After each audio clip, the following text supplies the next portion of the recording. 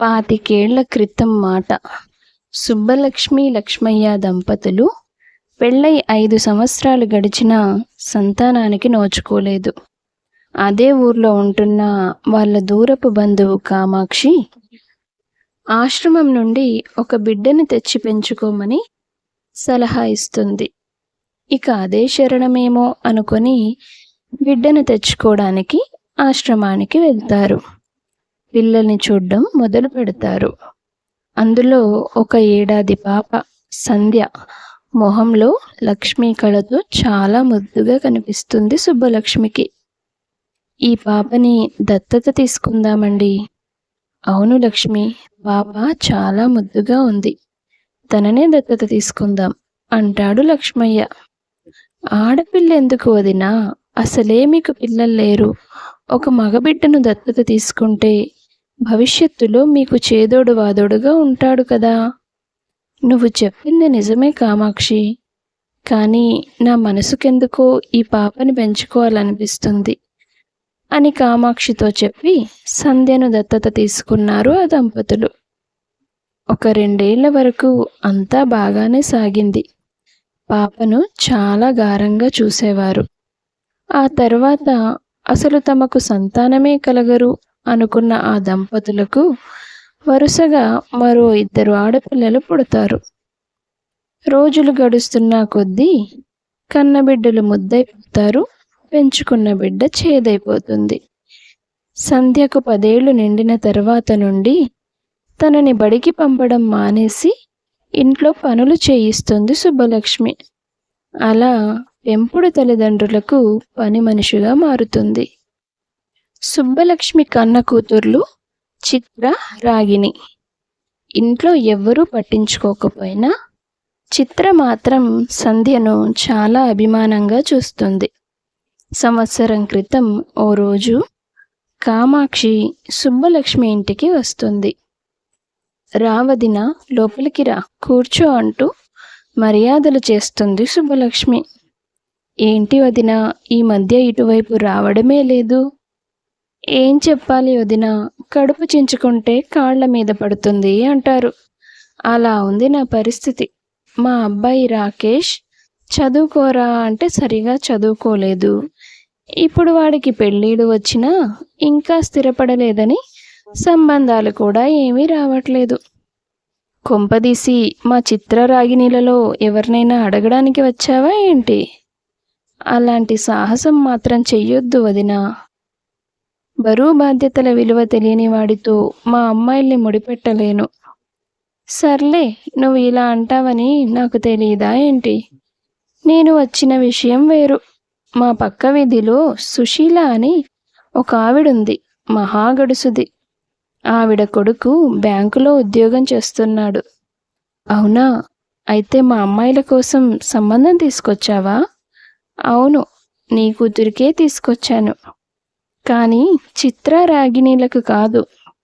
మరి నీ పెద్ద కూతురు సంధ్యకు. ఏంటి, సంధ్యకా? సరిపోయింది. ఉన్న 2 కూతుర్ల పెళ్ళి ఎలా చేయాలో అర్థం కాక మేం జుట్టు పీక్కుంటుంటే ఇప్పుడు ఉన్న డబ్బులన్నీ ఖర్చు పెట్టి సంధ్య పెళ్లి చేయాలా? బ్యాంకులో ఉద్యోగం అంటున్నావు. వాళ్ళ తాహతకు తగ్గట్టు కట్న కానుకలు ఇచ్చి మరీ దాన్ని పెళ్లి చేయాల్సినంత తొందర ఏం లేదులే. అంతగా అయితే ఇదే సంబంధం చిత్రకు ఖాయం చేయి.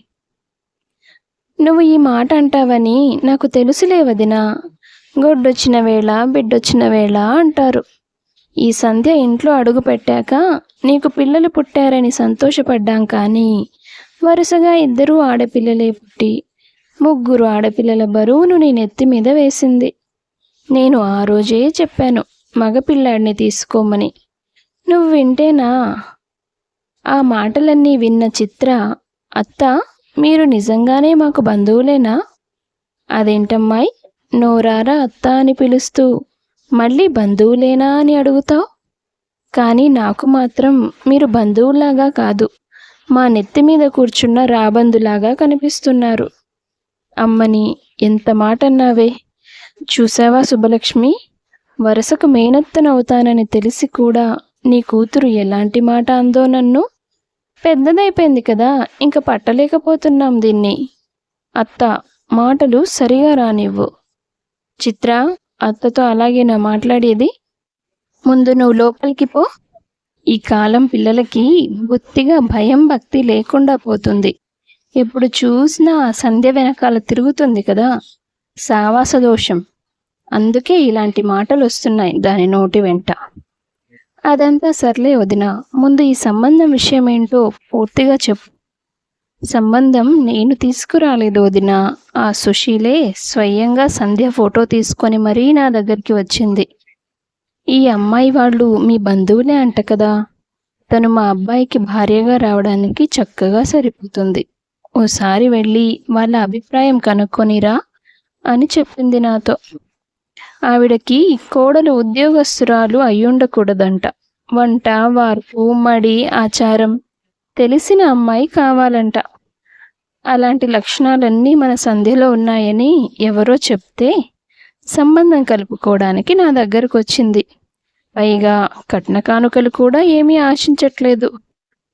ఇంత గొప్ప సంబంధం సంధ్యకు చేయాలా అని నువ్వు బాధపడక్కర్లేదులే. చెప్పాను కదా ఆ సుశీల మహాగడుసుదని. ఆ ఇంటికి వెళ్ళినా దానిది పని మనిషి బతుకే.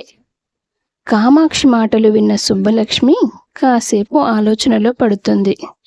తలుపు చాటు నిలబడి వాళ్ళ మాటలన్నీ వింటారు సంధ్య ఇంకా చిత్రలు. చూసావా అక్క, ఈ ఇంట్లో ఎలాగో నీకు సరిగా మర్యాద ఇవ్వరు. పెళ్లి చేసుకుని వెళ్ళిన చోట కూడా నువ్వు సుఖంగా ఉండకూడదని ఆ కామాక్షి ఎంత బలంగా కోరుకుంటోందో.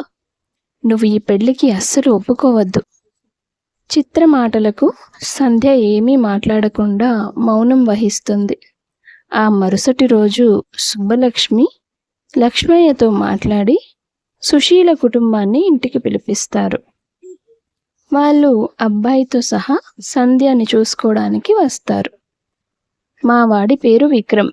ఉద్యోగం, కుటుంబం తదితర విషయాల గురించిన వివరాలన్నీ కామాక్షి చెప్పే ఉంటుంది. మా సంబంధం మీకు నచ్చితే తాంబూలాలు మార్చుకుందాం. పెళ్లి కూడా ఘనంగా చేయాల్సిన అవసరం ఏమీ లేదు. మీకు ఉన్నంతలో ఏర్పాటు చేయండి, మిగతాది మేము చూసుకుంటాం అంటాడు సుశీల భర్త రమాకాంత్. పెళ్లి చూపుల కార్యక్రమంలో విక్రమ్ అందరితో సరదాగా మాట్లాడుతాడు. దానికి సంధ్యతో సహా అక్కడున్న అందరూ సంతోషిస్తారు. చిత్ర సంధ్యను గదిలోకి తీసుకెళ్ళి, అక్క, పెళ్లి కొడుకును చూస్తే మంచివాడిలాగే ఉన్నాడు, కానీ కేవలం ఇంటి పనులు చేయడానికి ఆ సుశీలకి కోడలు కావాలి. అలాంటి ఇంటికి నువ్వు వెళ్ళడం అవసరమా అక్క? నువ్వు చెప్పింది నిజమే అయ్యుండొచ్చు చిత్ర, కానీ ఏ ఇంట్లో అయినా కోడలు ఇంటి పనులన్నీ చేసి తీరాల్సిందే. నాకు పనులు చేయడం అలవాటైపోయింది కదా, అది పెద్ద సమస్య కాదు. అసలు నేను ఈ పెళ్లికి ఒప్పుకోవడానికి కారణం ఏంటో తెలుసా? మన ఇంటికి ఎవరైనా కొత్త వాళ్ళు వచ్చినప్పుడు ఎవరి అమ్మాయి పని మనిషా అని అడిగేవాళ్ళు, నీకు గుర్తుందా? బుద్ధి జ్ఞానం లేని వాళ్ళు అలాగే అడుగుతారు. లేదు చిత్ర, వాళ్ళు అడిగిన ప్రశ్నకు ఒక్కసారైనా తను పని మనిషి కాదు, మా పెద్ద కూతురు అని అమ్మ నాన్న చెప్తారేమో అని నేను ఎంత ఆశగా ఎదురు చూసేదాన్నో తెలుసా? కానీ ఆ ఆశ ఎప్పుడూ తీరలేదు. నేను దత్తత కూతురినే తప్ప వాళ్ళ మనసులో నాకు స్థానం లేదని నాకు తెలుసు.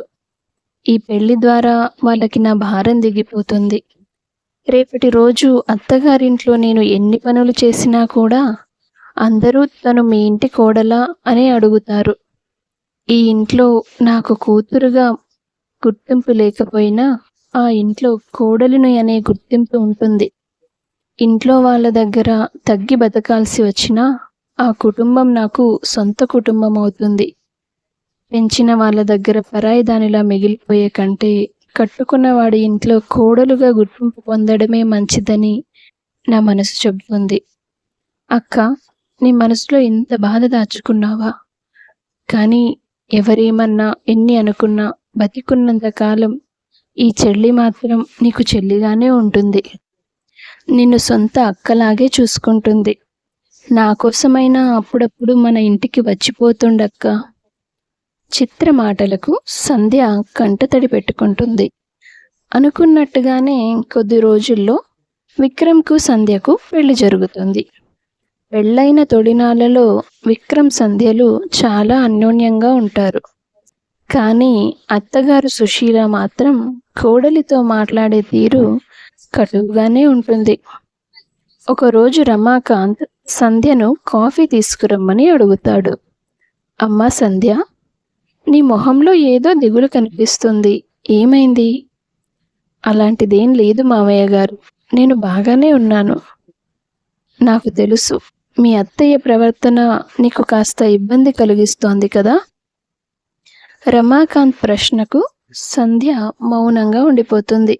సరే, ఎదురుగా అక్కడ అద్దం ఉంది కదా, వెళ్ళి అక్కడ నిలబడు. ఎందుకు మామయ్య గారు? వెళ్ళి నిలబడమ్మా, నేను చెప్తాను.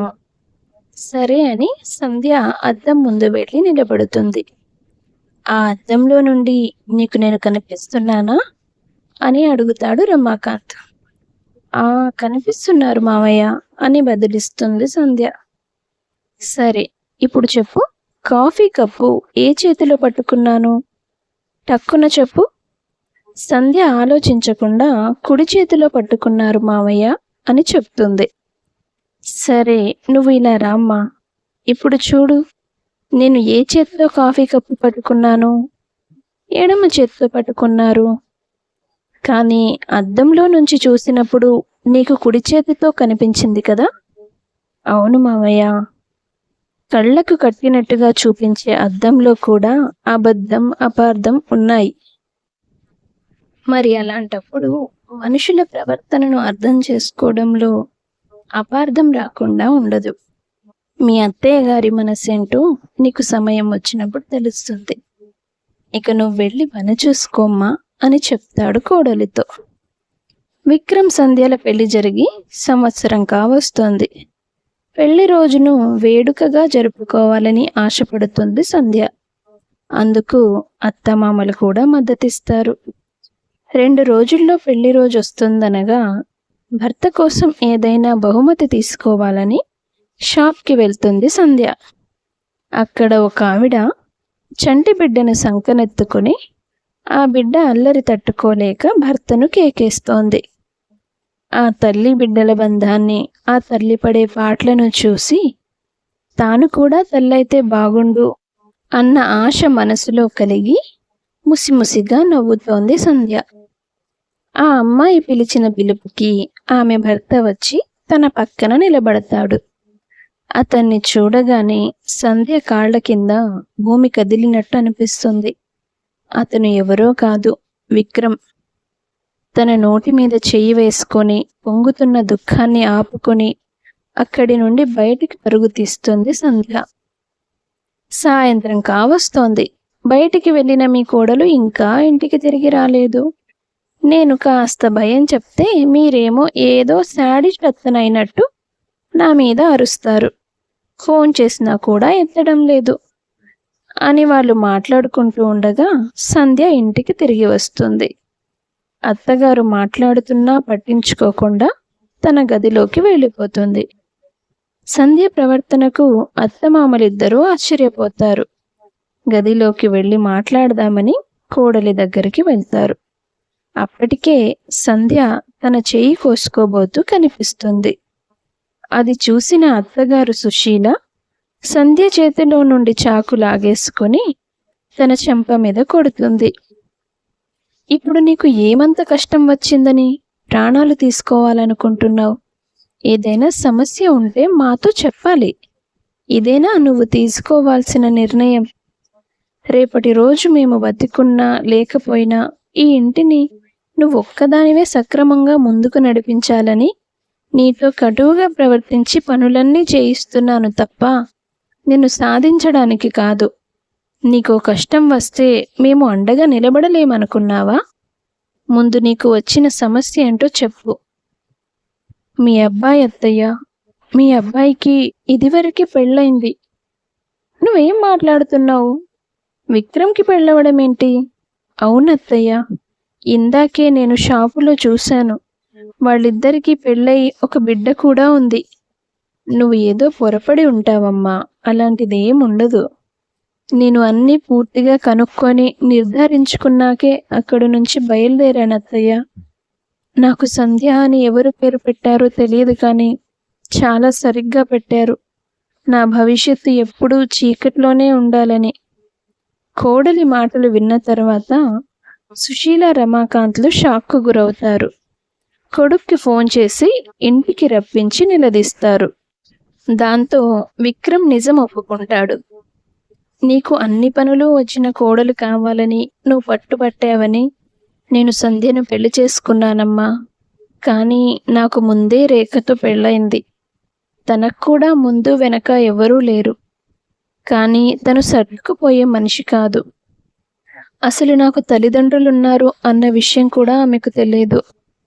మేమిద్దరం ఒకే చోట పనిచేసేవాళ్ళం. తనకి కుటుంబ వ్యవస్థ మీద, ఉమ్మడి కుటుంబాల మీద మంచి అభిప్రాయం లేదు. నాకు తనంటే చాలా ఇష్టం. అందుకే నాకు కూడా ఎవరూ లేరని అబద్ధం చెప్పాను. 2 ఏళ్ల క్రితమే మాకు పెళ్లి జరిగిపోయింది. పెళ్ళైన నెల రోజులకే తనకి ట్రాన్స్ఫర్ అయింది. సిటీకి వెళ్ళిపోయింది. నేను కూడా సిటీకి ట్రాన్స్ఫర్ చేయించుకునే ప్రయత్నంలో ఉన్నానని తనతో చెబుతూ వచ్చాను. కానీ మిమ్మల్ని వదిలి వెళ్ళడం నాకు ఇష్టం లేదు.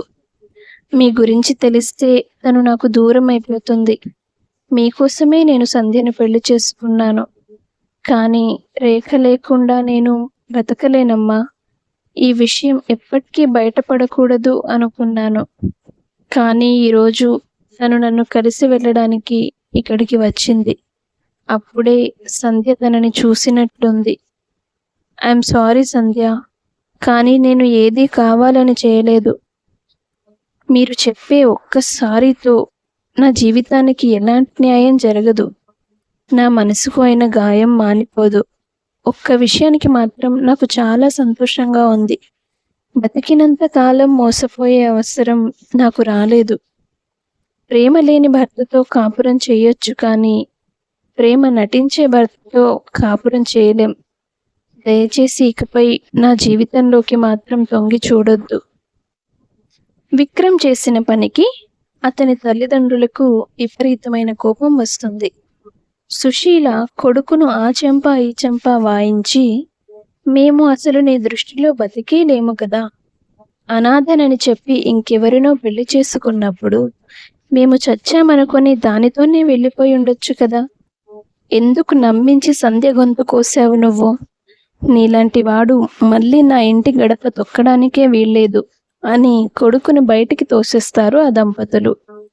చూడమ్మా సంధ్య, మేము నీ భర్తను నీ జీవితంలోకి తీసుకువచ్చి నీకు న్యాయం చేయలేకపోవచ్చు. అలాంటి పరిష్కారం అంటూ ఏదైనా ఉండుంటే తప్పకుండా నీకు న్యాయం జరిగేదాకా ప్రయత్నం చేసేవాళ్ళం. కానీ వాడు అక్కడ ఆ అమ్మాయిని కూడా మోసమే చేశాడు.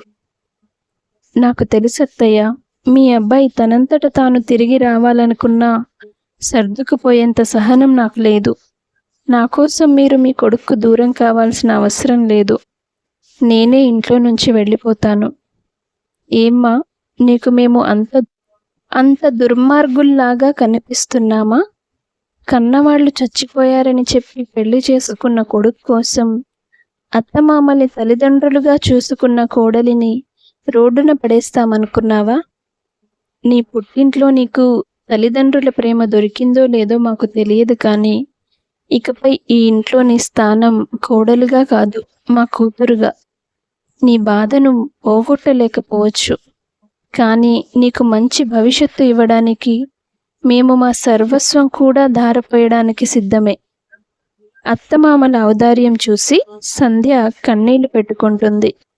ఇన్నాళ్లుగా తన అత్తగారిని తప్పుగా అనుకుంటున్నందుకు ఆమెను క్షమాపణలు కోరుతుంది. కొన్నాళ్ళు పోయాక ఆ బాధలోంచి కాస్త తేరుకుంటుంది సంధ్య. ఒకరోజు సుశీల తనతో, చూడమ్మా సంధ్య, ఆడవాళ్ళకి ఇంటి పనులు, పిల్లల్ని చూడడం అనేది చిన్న పనేం కాదు, చాలా ఒత్తిడితో కూడుకున్న పని. అందుకే ఉద్యోగం అనే అదనపు బరువు నువ్వు మోయకూడదని నేను అనుకున్నాను. అంతేకాని నీకంటూ సొంత గుర్తింపు ఉండకూడదని కాదు. చదువుకు వయసుతో సంబంధం ఏమీ లేదు. చదువు అనేది జ్ఞానం పెంచుకోవడానికి, ప్రపంచాన్ని అర్థం చేసుకోవడానికి ఉపయోగపడుతుంది. ఇలా ఇంట్లో ఖాళీగా ఉంటే నీకు జీవితం మీద ఆశ కలగదు. అందుకే నీకు చిన్న వ్యాపారం పెట్టిద్దామని మేము అనుకుంటున్నాం. మీరు చెప్పేది నిజమే అత్తయ్య, కానీ నా కోసం ఖర్చెందుకు అంటావు. నాకు తెలుసు. ఇప్పుడు నువ్వు మా కూతురివి. నీ కాళ్ళ మీద నువ్వు నిలబడ్డానికి మా వంతు మద్దతు మేము ఇవ్వాలి. కాబట్టి ఇక నువ్వు అడ్డు చెప్పకు అని సంధ్యను ఒప్పించి ఒక పక్క చదువు చెప్పిస్తూ తన కాళ్లపై తను నిలబడ్డానికి చిన్న బొటిక్ వ్యాపారం పెట్టిస్తారు. నెలలు గడుస్తున్న కొద్దీ మెల్లిగా తన మనసు మార్చి ఒక మంచి సంబంధం చూసి పెళ్లి జరిపిస్తారు. కన్నవాళ్ల ప్రేమకి, పెంచుకున్న వాళ్ళ ప్రేమకి, ఆఖరికి భర్త ప్రేమకి కూడా నోచుకోలేకపోయినా అత్తిల్లే పుట్టిల్లై తనకు అండగా నిలబడింది. సమాజంలో మంచివాళ్ళు చెడ్డవాళ్ళ కన్నా అవకాశవాదులే ఎక్కువగా ఉంటున్నారు ఇవాల్టి రోజుల్లో. ఒక తప్పును దాచడానికి మరో తప్పు చేస్తూ పోతే చివరికి వచ్చేసరికి వాళ్ళ జీవితంతో పాటు అవతలి వాళ్ళ జీవితం కూడా బలైపోతుంది. కథ నచ్చితే లైక్ చేయండి, ఛానల్ను తప్పకుండా సబ్స్క్రైబ్ చేయండి.